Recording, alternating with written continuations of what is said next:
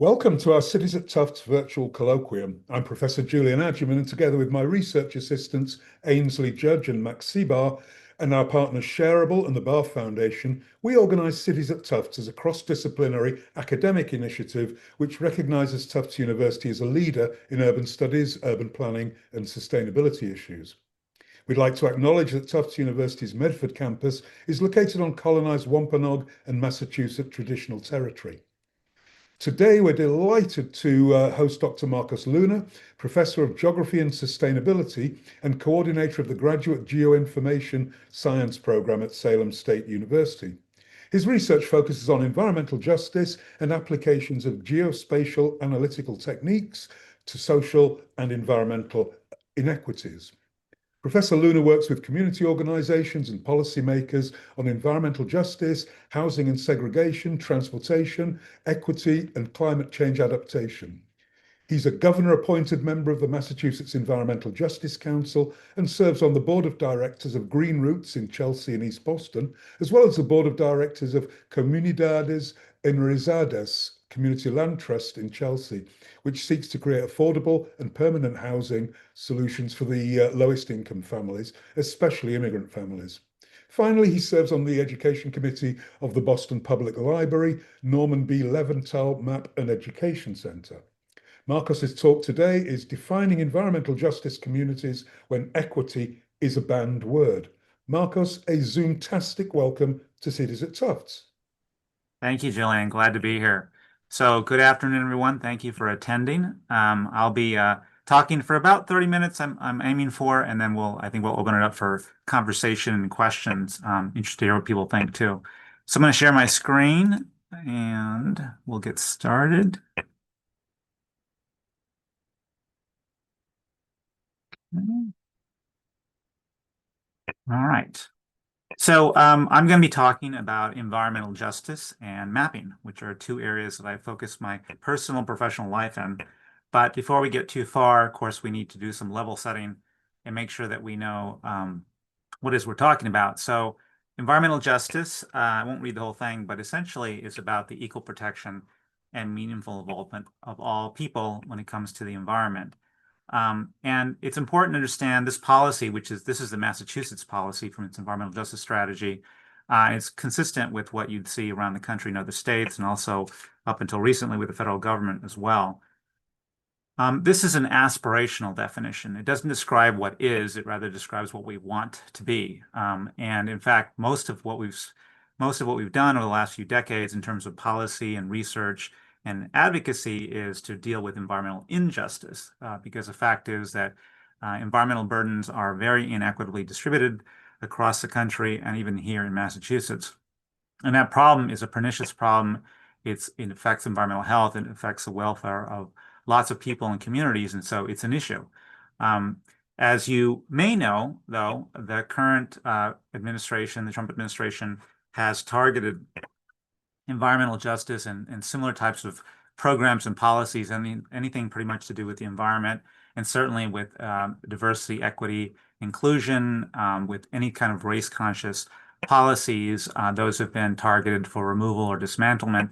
And in fact, this is a list of over 300 words that the New York Times and other news agencies have identified that have come through in memos and letters and emails, and even used for screening grant funding for scientific grants to essentially exclude those. And so this expungement of language as censoring has been pretty profound. It's not just about language; it's actually affected, what we can do and the programs that can run at all. But I think from my perspective, as somebody who works a lot with data, equally problematic has been that the administration has taken down dozens of data sets that the federal government had created and maintained. And these data sets have been increasingly important and a cornerstone of a lot of environmental justice work across the country and within states. And a lot of these data sets are hard to replicate if we can't even do that, because it's hard to match the monitoring capacities of the federal government in terms of the data that's acquired and that can be disseminated. This uh, graphic was created by a Federation of American Scientists and part of a consortium or other a coalition of organizations that documented the loss of that data, but also have worked to make some of that data available again, although, and which is really powerful and really important. But it's also a holding pattern essentially because we've lost so much, and it's not clear how long that will last.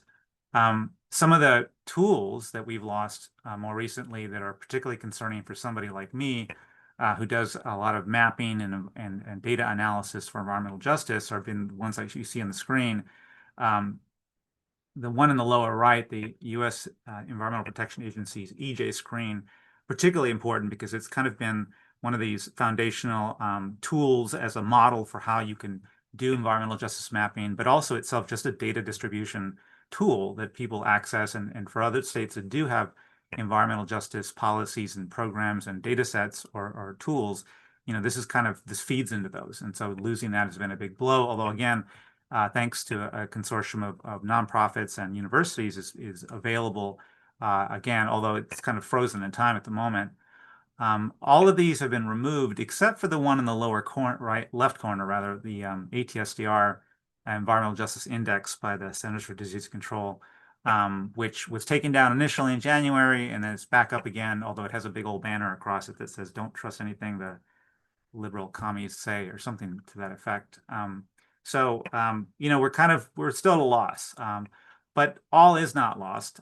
There is a lot happening across the country at the state and local level. So while the federal government has been dismantling a lot of this infrastructure, the information infrastructure around environmental justice, states across the country, over a dozen states covering a good chunk of the U.S. population, do have policies in place that advance or protect or advocate for environmental justice in some respect or some way, oftentimes in conjunction with policy that does affect the outcomes of decision making, and also anything from permitting all the way to the allocation of resources. And I'll talk about one of these in more detail a little bit later on. So there is a lot happening, a lot of a movement, or at least there's a significant amount of movement on environmental justice policy in the country. When we talk about environmental justice, though, the classic origin story for environmental justice as a movement starts in the early 1980s in a small community in North Carolina, where a protest erupted over the siting, or the disposal rather, of illegally dumped PCB waste. So the state had decided to dispose of this hazardous waste in a small landfill in a community that was largely poor and African American. And what was unique about this protest, and one of the reasons that we kind of start there, is because it was a unique coming together. It was a multiracial coalition that came together around an issue that was defined as both an environmental health problem, but also a civil rights issue. And in fact, the way that the protest happened was very evocative of a civil rights era event. You had people engaging in civil disobedience. Over 500 people were arrested, blocking streets, trying to block the trucks. And it got a lot of media attention at the time. But I think, from looking back, what was really remarkable was it kind of connected this issue of civil rights and the environment, that the two things are related. And one of the charges that was made at the time that was really provocative was that, the dumping of this waste wasn't just an environmental issue. It was a civil rights issue, that it was discriminatory, that the community was being targeted because of who they are. And so the government, the federal government, the General Accounting Office did some research on this to investigate those allegations. And about a year after that event, released a report looking at the southeast region of the country and found that, yes, indeed, 3 out of 4 of these hazardous waste landfills were predominantly in poor and Black communities, which was out of proportion to their representation of the population as a whole. So you could say it's disproportionate. So it seemed to support their allegations. A few years later, the United Church of Christ, a racial justice organization, released a report looking at the whole country, and they found the exact same pattern. And crucially, what they found too was that when we looked at a variety of variables in terms of the characteristics of the communities where you find these kinds of landfills and waste facilities, these unwanted things, you find that race or ethnicity is the strongest predictor of where you're going to find those things. And that's a big deal because it really kind of supports the allegations, but it also, this whole event, this coming together of a civil rights framing around environmental issues, and for my purposes right now for this presentation, the use of maps to get at that point sets the paradigm for environmental justice as we understand it in terms of the research that we do on it, and also in terms of the policy that we do today. That this is the way that we conceive of it. We look at it as this intersection of issues, and we look at it spatially. Um, and I think it's worth well, I believe it because this is the work I do. I think it's worth kind of pausing for a second to kind of appreciate how groundbreaking this was from a technical perspective. I'll get to the political later, but at the time, this is, early 1980s, information and mapping technology are not at all what it was then as it is today. And so you had large agencies like the US Census who collected demographic information. You had, of course, the US EPA who monitored, the disposal of hazardous waste and the movement of that waste. You had the IRS, which collects tax and income information. And those things existed for separate purposes in separate databases that were all, for the most part, paper-based in large reports and file cabinets. And so bringing that data or trying to bring that together was a pretty big task. But this is essentially what both government researchers did and the United Church of Christ did, is they figured out how to bring that data together to look to see if there was a relationship between where this waste occurs or where it was being deposited and the kinds of people that are there. And the way that they chose to show that, the way to analyze that, was to look at it spatially, to look at where these things co-occur in space. And what they discovered was, yes, they are related, but they also found a way to not only establish that in an empirical sense using this data and this kind of statistical method, but also to show it in a way that was easily understood, that could be communicated to just about anybody to understand like what was going on when you looked at where this waste was and who lived there. We take it for granted now. So here we're looking at a map that is produced for the cumulative impact analysis process that the Department of Environmental Protection for the state of Massachusetts uses when they are evaluating air permits for facilities that require an air permit, thinking like power plants. So now, under current law, if an applicant is going to be putting in some kind of facility that requires an air permit, they need to do this cumulative impact assessment or analysis process. And they have to look at, what's around them, what's already in that space, what are the issues that are already happening in that community. And the only way to do that is to bring that stuff together spatially through a map. But that's the way that we see or that we can quantify the larger context of what's going on. And so that's how we can essentially judge, is this going to be adding to the burdens of that community in an unreasonable way? So this is kind of, again, emphasizing that this is the paradigm, this is how we understand environmental justice and how we pursue that and how we're going to continue to do that probably for some time. For geographers, we like to say, which I'm a geographer, so spatial is special. And what we mean by that is that looking at things in a spatial way, geographically, reveals something that is not otherwise capturable, that's something that you can see. It's a relationship that matters. Walter Tobler, an early pioneer in the quantitative element of geography, is quoted as saying that everything is related to everything else, but near things are more related than distant things. And the key insight there, even though it sounds kind of trite and very obvious in some ways, the key insight is that distance does matter, that proximity matters, that when something is closer, it's more likely to be related or to have an impact. And the simplest example of that, of course, is that it matters if you live next to a power plant that's emitting all kinds of stuff in the air versus living 15 miles away. We know that there's a difference, that you're going to be more impacted, more affected by being closer. Now, the specificities are going to be slightly different, and there's a lot of science around that. But nevertheless, the central point is true and that matters. And so taking that into account, that means that in order to kind of capture or even anticipate what the likely impacts are of any given activity or facility that's in a place, we look at how close it is. And that means looking at the geography of it, looking at where it is, who is there, and how close they are, right? So this is the basic template for how we understand environmental justice and how we kind of do that sort of research. When we think about doing that, though, those of us who do this kind of work or are familiar with it, we know that this is a technical enterprise. This is a technical undertaking, that we are working from data in order to produce those maps, in order to measure those things, which is essentially what we're doing. It obviously has to follow certain rules of geometry. It's generally going to be systematic, right? We take a consistent approach across producing the map. And then what we're looking for as an analyst, a technical specialist, when we produce these kinds of maps, we're looking to be as precise as possible, right? We're looking to be accurate. But what's often lost, or we wouldn't like to discuss, is that this is also a political undertaking. And when I say political, I don't mean in a partisan sense, Democrats versus Republicans. I mean political in the sense that it's about values. It's about what matters to us from an ethical perspective. It's an agenda that we're pursuing to achieve something. We don't produce these maps just to produce these maps. We produce them for a particular purpose, right? And that purpose is decided by social priorities. And so those priorities are based on values, what is important to us, what we care about. Often these maps are either a reflection or an expression of power, of social power, because either they are produced by the state or entities that have power and are exerting that, or else have the control of people's attention, which is also a form of power, in saying this is what reality looks like, this is what's going on the ground. Now, clearly, maps can't show everything, so they are inherently have to be selective or partial. You can only show so many things on a map for it to be intelligible, but this selection requires choices and judgment.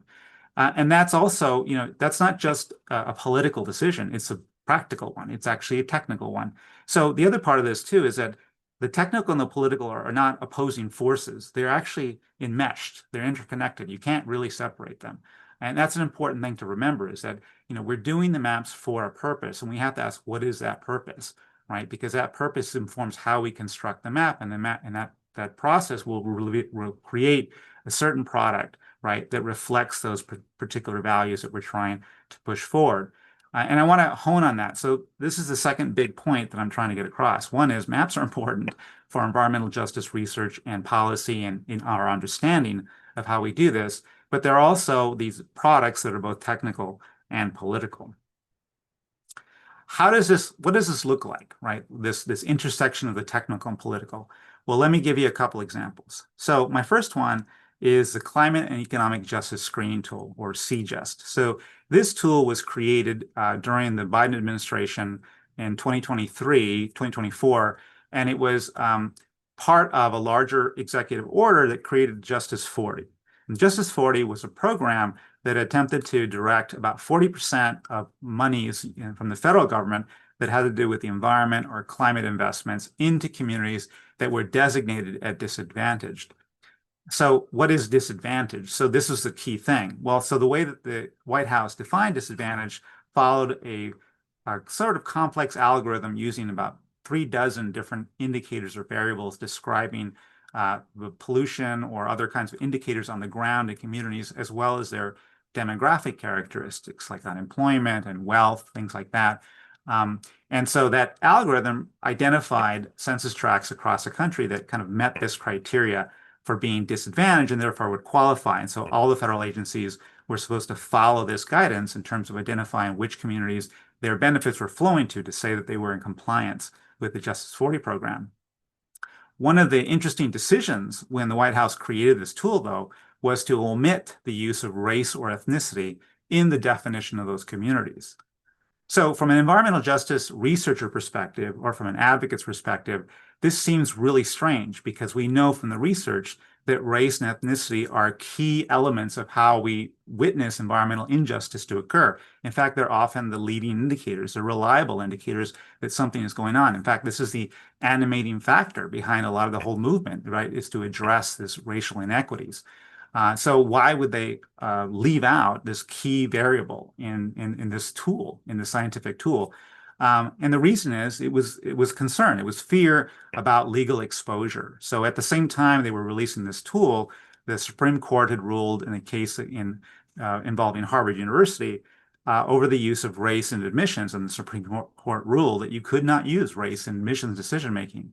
And the White House was worried that this would give a grounding for a legal challenge to their Justice 40 program by saying you're using race in making decision making. So they decided to leave it out for that reason. Now, when they did that, there were a lot of analyses that were done by media organizations as well as other think tanks to look at, how well does that tool, when you leave out race, how well does it actually pick up the same communities those high minority communities that we know are typically the ones who are more likely to be the victims of inequitable distribution of pollution. And they found that, yeah, you do find that the more disadvantaged communities are, the higher the proportion of minorities are. But you don't get the same pattern if you added race in there. So you were losing something, you were losing information, again, because of this concern about legal exposure. Now, of course, we know, as it turned out, wasn't exactly a winning strategy in the long run, because once the Trump administration came into power, this whole thing was scrapped. So, the CJUST no longer exists, not to mention the Justice 40 program. Another example, Cal and Virus Screen. So Cal and Virus Screen is a tool deployed by the California State Environmental Protection Agency there, and they produced this tool. This was released in like 2013 or so, so it's been around for a while. And it's sort of like the template now across the country for how to do environmental justice mapping. They use a cumulative impact scoring method to basically rank every community, every census tract in the state in terms of a variety of different kinds of pollutant exposures and kinds of things in the community that may be problematic, and how they intersect with vulnerabilities in the community. So characteristics of the community that might make them more vulnerable, or that will amplify the effects of these issues. So what's really clever about it and really powerful is it allows us to see all communities along this continuum, along the spectrum of burden. And it's become a cornerstone of not only California environmental policy, but also in terms of the distribution of a lot of resources. Now, just like CJUST, California omitted the use of race, even though they knew quite well that this was a key indicator. But in that case, the reason they did was for a clear legal reason. So in 1996, the state of California amended their constitution to prevent the use of race in state agency decision making. So they were prevented from incorporating that. And so, though they weren't allowed to include it as part of the ranking of communities, and they do analyze it to see, like, what are the implications of the levels of pollution burden in communities relative to race. And not surprisingly, you find that communities with higher proportions of minority residents do have significantly higher pollution burdens. They rank much higher. So it does tell us a familiar story, although California is to some extent prevented from using that directly in any kind of decision making for policy purposes. So what we see is, again, we see this kind of collision, if you like, of political priorities with what the science of the technology and what we could do technologically would suggest that we should be doing. Those examples, CJUST and Cal and Virus Screen, are kind of like high-profile, issues that come with the politics and technology intersection. But there's a lot of stuff that's more subtle, and this is what I wanted to highlight too. And these more subtle forms of the intersection of politics and technique, I call forms of resistance. And I've identified 3 Ds here that are worth focusing on: the depoliticized, decontextualized, and deraced. So depoliticized. So one of the values for people who are technocratically oriented is to omit the politics in what they're doing. The point is to be, as closely as they can think, objective in what they're doing. And so political is oftentimes thought of as being the opposite of objective. But in fact, what depoliticization does is it looks to essentially avoid talking about it. But in fact, what's often happening is that there are political values, there are social values that are being advanced regardless. They're just not being discussed. And oftentimes these political priorities are going to be economic rather than social or social justice oriented. They're going to essentially paper over priorities and agendas that are still taking place, even though we're not talking about them. One of the classic ways that this happens is where the conversation around environmental justice switches from talking about justice to talking about health alone. So environmental health is clearly an important element of environmental justice, but it is not the point of environmental justice, right? It is an aspect of what we're talking about. Focusing on environmental health feels attractive because it's very technique oriented, it's very science oriented. It feels somewhat removed from a political conversation, but in fact, what it's doing is it's losing the thread of the conversation. It's like, this is not the point that we're after here. This is a social justice agenda that we're pursuing with environmental justice. The other way that resistance happens is through decontextualization. And mostly what that means is taking an ahistorical approach, approaching environmental injustices as if they were aberrant, as if they just happened, as it's a snapshot in time, and this is something to be fixed in the moment.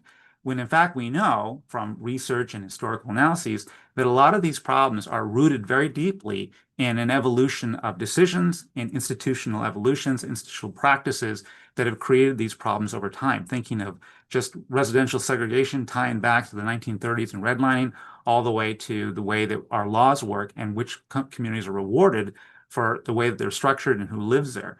These kinds of things are rooted in history. So if we're only looking at a snapshot, we're essentially dealing with symptoms rather than causes. So an ahistorical approach is counterproductive to the long-term solutions that we're looking for.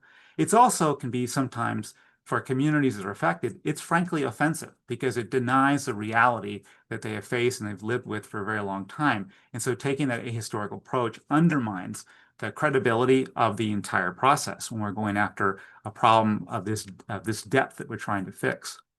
And lastly, de-raced. There is, for some quarters, a desire to not talk about race. There's a sense in a way that maybe talking about race is the problem. If we just didn't talk about it, the problem would somehow go away, which of course is very naive. The race problem is very real. It exists whether you like it or not, whether you want to talk about it. And so taking a race neutral, a colorblind approach to it, essentially, denies a reality that's already there. So it's not productive in terms of understanding what the problems are and why they exist. It also kind of leans into this idea that what we're really after is equality where everybody's treated the same, which sounds nice, but equality doesn't necessarily lead to equity. Those are not the same thing. Equity requires us to consider the inequality that exists now and how it was created. Equality kind of starts from the presumption that if we just started treating everybody nice now and going forward, we'd be fine, which is, again, naive and not very productive. Equity requires us to acknowledge that past. So history, again, plays an important part of it. It also requires us to recognize that the current systems that we're operating under are themselves structured with certain kinds of politics and agendas that are nevertheless being pursued, whether we like it or not. So what we're asking here is that we have to go into this thing aware of what's happening and not pretend that they're not happening, because again, not terribly productive. In the world of environmental justice mapping, which I am up to my eyeballs in right now, the direction that we're heading in is to do more cumulative impact mapping. So kind of following California's model, where we look for ways of using some kind of algorithmic approach to tie together a whole bunch of different kinds of burdens and issues going on in the community so that we can summarize it and provide a more holistic picture of what's going in that community. And I agree, this is a very powerful way to go forward. This is the way forward to improve how we understand, how we analyze, but it's also technical, it's very complex. In fact, a lot of what we want to do with this, we want to understand what is the intersection, how does being poor and unemployed and Black intersect with some level of exposure to different kinds of toxins. Like how do those things all come together? What does it mean for individual health and welfare? And those kinds of questions are important, but for the moment, a lot of them exceed even the science that we have on this, even though we've been studying this for decades. So it's technically very difficult. But I think in a lot of ways too, what's hard to acknowledge is that we don't escape the political questions involved when we go down this route. Yes, we have the technical questions. Yes, we have the scientific questions. But at the end of the day, we're still going to be asking a very similar question that we asked before. How much is too much? How much burden is too much burden, right?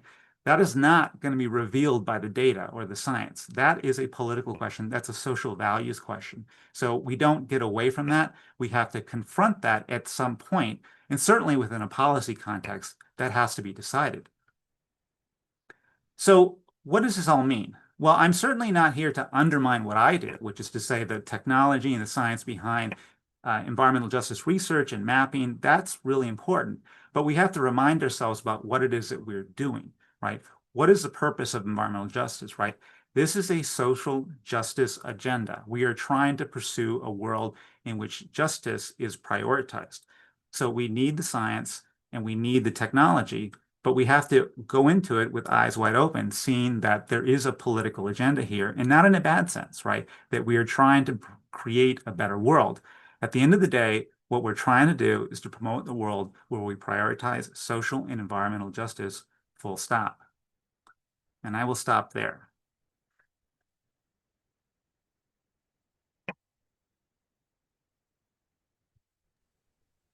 Marcus, thank you so much for an amazing presentation. I'm not in the world of mapping, but to get an update, I'm a geographer like you, but to get an update on the kind of stuff that you've been doing is really excellent. We have a few questions coming up. One is a comment, not a question, but a comment from one of our alums, Axa Butt. Um, she says there are unofficial versions of these tools through public environmental data partners. Um, can you just say a little bit about, Marcus, I mean, you're doing this in universities. What are some of the non-profits doing? I can't believe ACE and We Act are just standing by and letting this all happen. What's going on in the non-profit world? Yeah, well, what I'm seeing, they're definitely not standing by. People are not letting this go quietly. People are speaking about this being a crisis in terms of threatening the foundation of a lot of what we do because we can't, it's harder to make arguments without access to good data.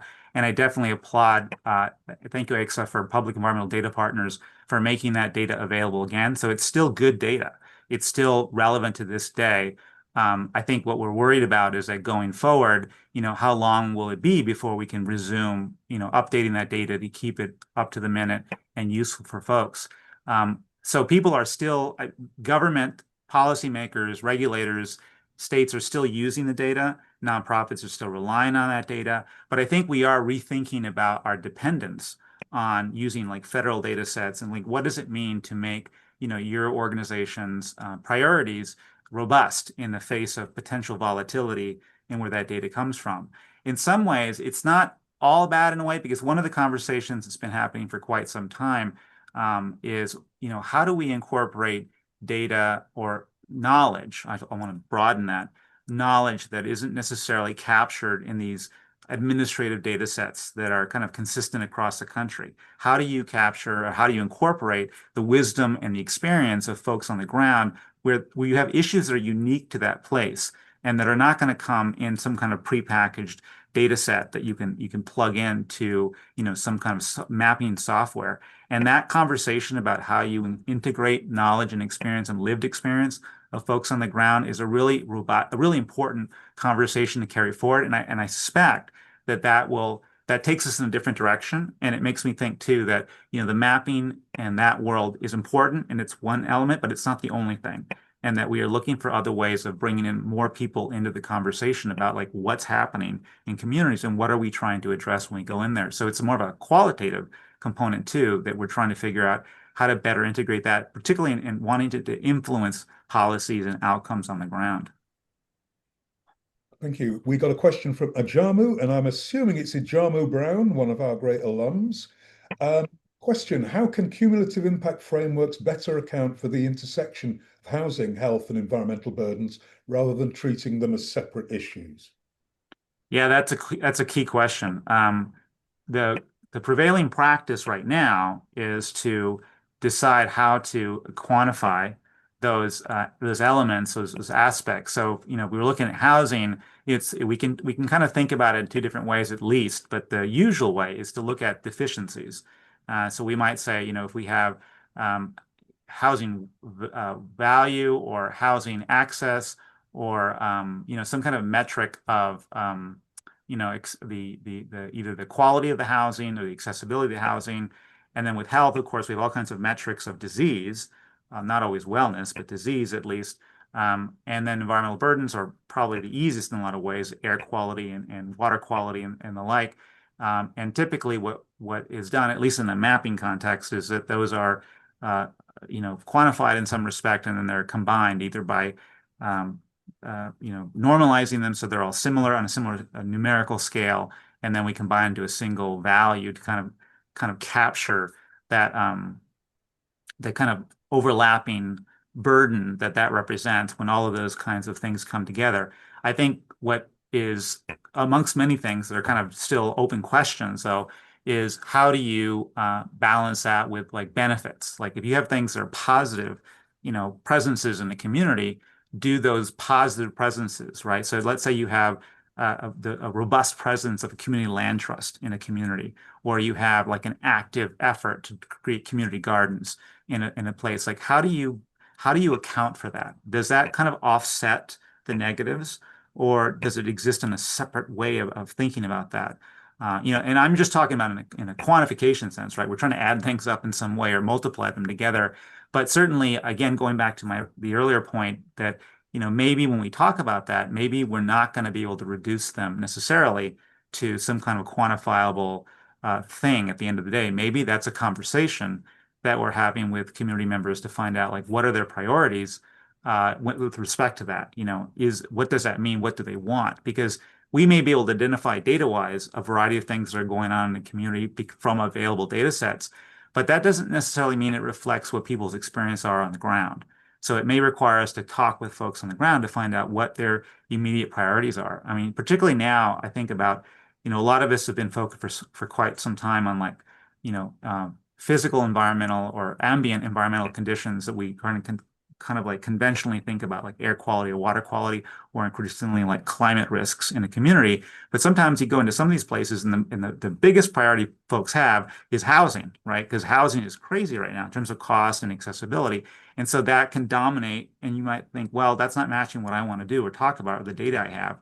But then you have to confront that as a researcher and say, well, but that's not their priority. Like, what are we doing now? Like, what are you doing in that community if you're not attending to the priorities that folks have on the ground?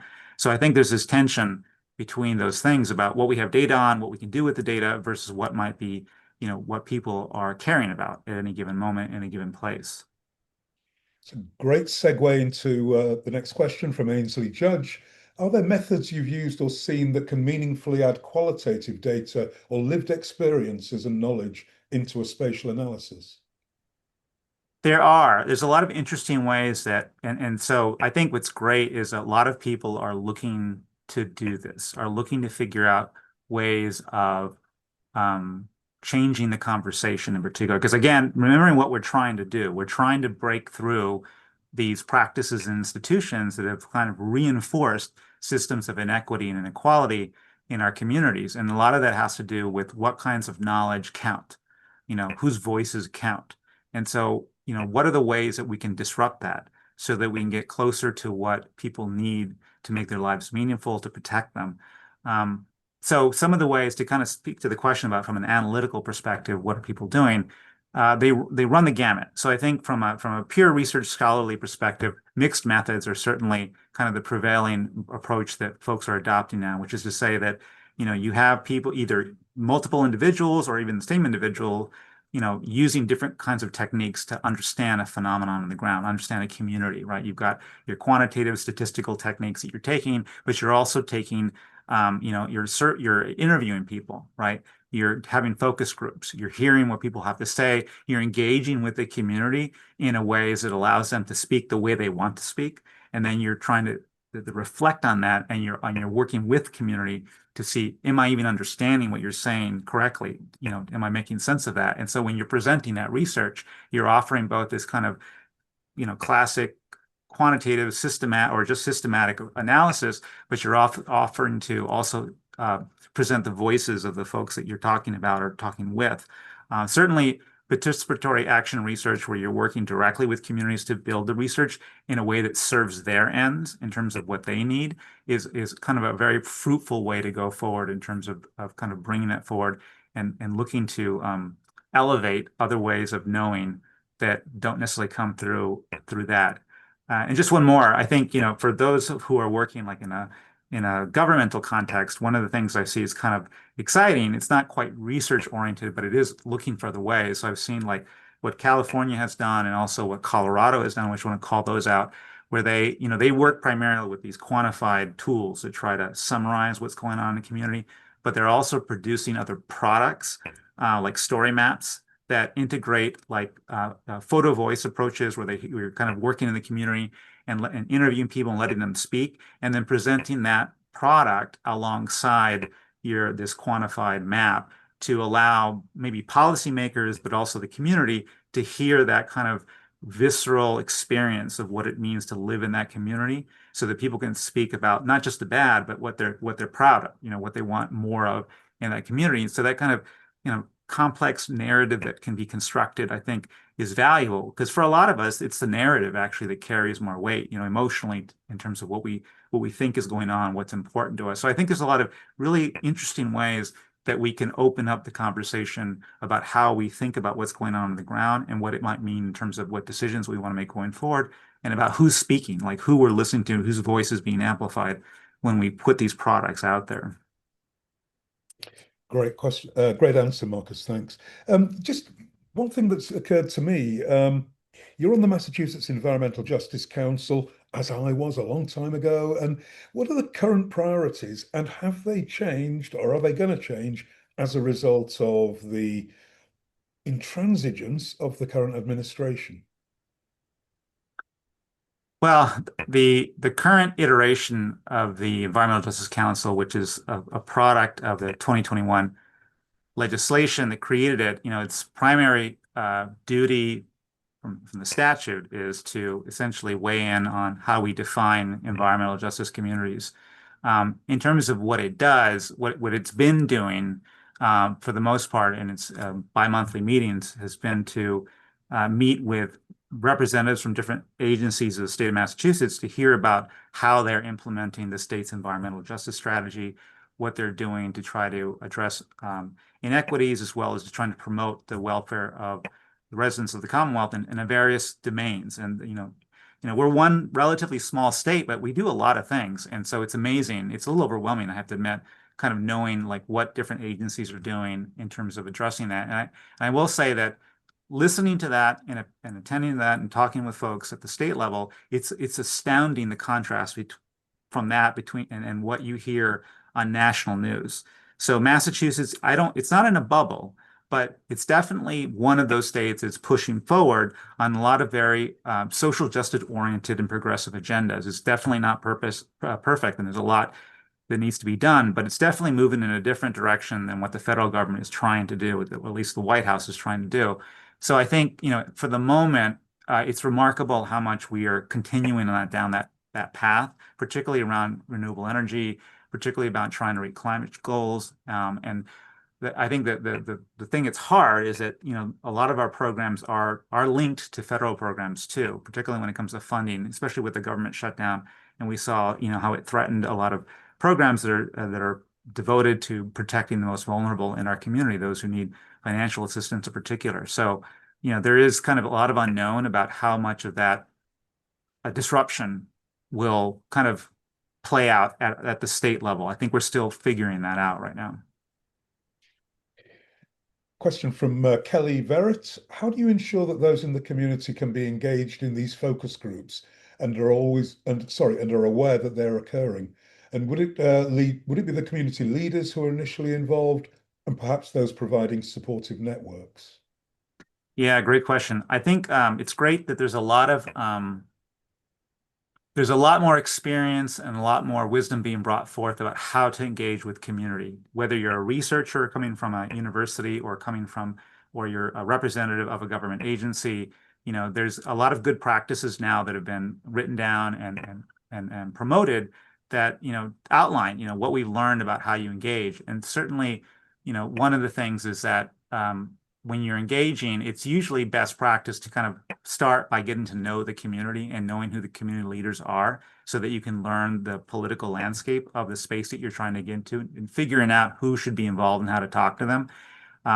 And engaging with community leaders and then ultimately wanting to reach deeper into a community, there's also has to be an awareness that it's not a costless activity, that you are asking something of the community. And in fact, you should be aware too, you as a researcher, you as a government official are deriving something from that. And it's only fair that you look for a way of making up for that, of either reducing the cost to the community and compensating them. So this is another like best practice about how you engage with folks to make it worth their while. But ultimately too, I think whatever it is you're doing, it has to be in the interests of the community too, right? It has to be clear what you're doing. I think one thing that a lot of programs fall down in is that it's hard to communicate sometimes like what the value is of participating to community members who are already overwhelmed with other life responsibilities, as well as other programs they're working on, and particularly the community leaders and the activists who are already engaged in a particular community. They're usually overwhelmed with lots of stuff they're working on at the same time. So asking for more attention, is asking a lot, and you want to be aware of that. So going in there respectfully with humility, but also trying to figure out like how is this going to benefit them? Like what do they need? So what does my presence add to that? Because otherwise it becomes an extractive, exploitative relationship, which I think we don't want to do. We don't want to replicate. So, but again, there's a lot of good best practices out there in terms of how one does that. And I'm really heartened to see, a lot of my colleagues in government and also in universities increasingly adopting these more considerate attention to like what communities are going through and what they need when they engage with them. Thanks, Marcus. We have an anonymous question due to the questioner's work situation. How do you define community-led in the context of environmental justice? How might government and/or larger NGO actors approach that term and process in this moment? Well, community-led means that the community is in a position where they are driving the goals and the process of whatever the thing you're doing, right? And for people who are researchers or government who are going into a community to try to achieve something, this is a difficult thing to do because it requires trust and relinquishing a little control over what it is you're doing. Trust in the sense of trusting the community to know what they need and to define the goals and the objectives of whatever the project is you're trying to accomplish. So that means that there has to be some flexibility because, like I said earlier, it's not uncommon that you might go into a community or work with folks and you think you know what the issue is that needs to be addressed. But when you begin to talk with folks, you find out they have a different priority of what they're trying to go after. And you have to make a decision at that point about how you're going to proceed. Are you going to help them work through their priority, or are you going to try to move forward with your own? And so that's like the first, thing to kind of get clear on and think and reflect on about what you're doing. But as far as, once you're doing that, I think working with a community takes time because you have to get to know, who that community is, right? And that only happens through, through dialogue and through opportunities for developing relationships. So it's the other thing too is it takes time. It's not a one-off thing. It doesn't work well to drop into a community, after a week and then saying, who do I work with to do this thing? What would be better is to show up regularly at community events to start just learning who's there, to get to know people and start to sense like what's going on and start asking questions to start to figure out. And plus, it gives the community time to trust you, right? Because you are not deserving of trust just because you're a researcher or you're a government official, right? You have to earn that trust too. So certainly that's part of it too, is that you are, essentially on display for those folks as well. And in some communities, especially, and I'm thankful for organizations like ACE and Green Roots, who are, basically they're acting in some ways as gatekeepers, right? Because they've learned how to interact with government officials and with researchers and business to say, okay, this doesn't sound right, or this is how it should operate. And in fact, I often tell people, you be cautious. Don't assume that, that these researchers or this, government agencies are necessarily have your interests at heart. Not to say they're going to out there to hurt you necessarily, but, you can't assume that because unfortunately, there's too many examples from the past where people drop in and they're pursuing their own agendas, and it doesn't do anything for the community except, create apathy and cynicism later on down the line. It's amazing how the questions are kind of leading on. Great question from Pen Low. How do you navigate working with community partners to complement their existing capacities while also leveraging your expertise and positionality as an academic? Yeah, that's something I've struggled with in the decades I've been working here in Massachusetts. And what I've arrived at, and I can't say it was something I thought out very carefully initially, it's something that I've just kind of found myself in, is that I try to put myself at the disposal of the communities I work with. So it's very unlikely that I will arrive with an agenda for some project I want to pursue, that's some kind of scientific curiosity. I mean, I have plenty of ideas all the time, about questions I'd like to answer. But a lot of those they sit on the side because when I speak with communities that I've gotten to know over time, I try to rise to the needs that they have. And so sometimes I individually can offer expertise that's helpful to whatever they're doing. But sometimes what it means is that I try to use my network to find people who can do what they need to do. But what I love to see, the kind of projects or activities that I've been involved in over the years that are particularly fulfilling are the ones in which I'm like one part of a much larger team of people who are working to make some kind of policy happen or some kind of action happen. And so I am not the center of anything. I am contributing to this. And those successful projects are the ones where you have a lot of different people on a campaign working from different angles with different kinds of expertise, usually over time. And so I think that, what's going on there in a way is a bit of humility again in terms of where you are in the process. It's like I'm not leading anything. Unless people need me to stand up, and I'll play that role too. If folks need me to kind of be that guy with a tie, the expert saying, here's what I think based on my expertise, I'll do that. But again, I'm doing it very consciously in service of the community that I'm working with. And I think that's kind of where I'm at right now in terms of understanding my appropriate role in this, that we're doing this campaign that we're doing. Great, thank you. We've got a question from Nicole. How can these concepts and tools be used in cities in decision making in areas like permitting, zoning, and other developments, considering not just the impact of a proposed development itself, but also oh, hang on, I've just lost my thing. But also the existing burdens in an area. Yeah, that's a rapidly developing area right now. So Massachusetts is going through the process right now of uh, uh, developing regulations to implement a 2024 statute that requires energy facility sightings to undergo a cumulative impact assessment. And that the proposed process for that is being vetted in front of the public right now. So it's up for public feedback, which is a great opportunity to kind of understand how the Massachusetts is thinking about doing that. We already have a law in place that requires a cumulative impact assessment for facilities that require an air permit, like I mentioned in the presentation.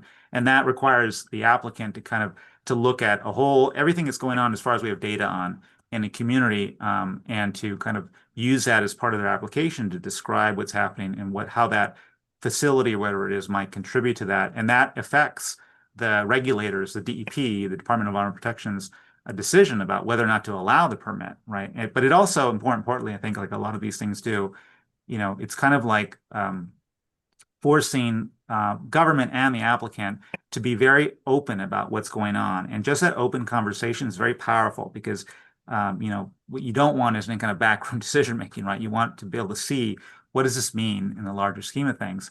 One of the things that's really powerful about these new approaches to the cumulative impact assessment is not just the requirement that applicants or proponents or even the government kind of look at that larger picture about what's going on in a place, like looking at all the existing permits for air polluting industries in that area, all the kinds of other issues like traffic and trucks and diesel using engines or other kinds of equipment in the area. It's also that the applicant has to speak with the community first to find out what's going on from the community's perspective. So they have to hold open forums, essentially, to hear folks bring up issues that are of concern to them, which is great because, one, it gives the community heads up earlier in the process so might actually have an opportunity to participate, which is kind of new in a lot of ways. And also, it actually can change the direction potentially of how any kind of analysis goes because people, again, might bring up things that are, more important to them than when you might otherwise think, just looking at the data that you have, but also might bring up things that you don't have data on and that might require a closer look. And so I think that community engagement component of it is particularly powerful, potentially something that could change how these processes work. So in a lot of ways, it's that component of this process rather than necessarily having a more sophisticated mapping approach. The community engagement approach, I think, is really where we have more to develop and more opportunity to change how things work. Okay, Marcus, a quick wrap-up question. What single piece of advice, main piece of advice would you give to policy and planning students who are keenly aware of these issues and really want to be allies, accomplices in moving this agenda forward? Well, one, I think we need you. We need people who bring a holistic perspective that links together the social and the environmental together when we're looking at these larger questions about how to move forward with our economy and how we're going to address climate change and how we're going to develop our economy in a way that doesn't leave people behind. And we need people to bring in that holistic thinking because it is a complex world and it's only getting more complex over time. So we need that.